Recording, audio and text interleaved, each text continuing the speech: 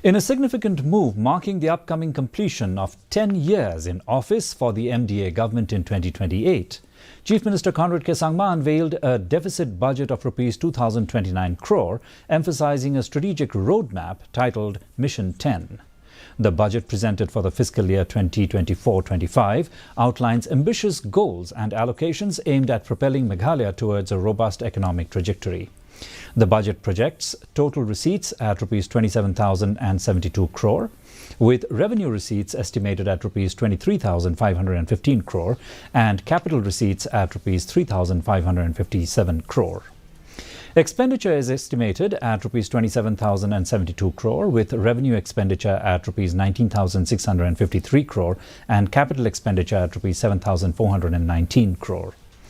Chief Minister Sangma articulated Mission 10 as an action plan designed to catapult Meghalaya into a $10 billion economy by 2028.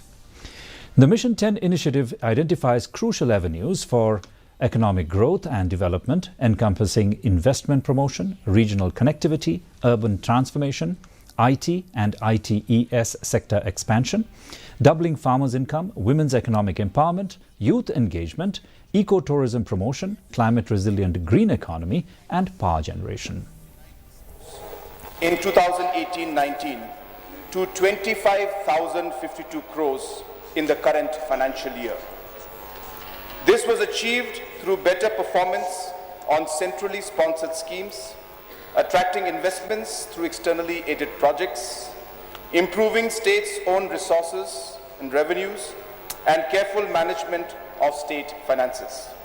For 2023-24, the budget estimates for the scheme were 1,003 crores.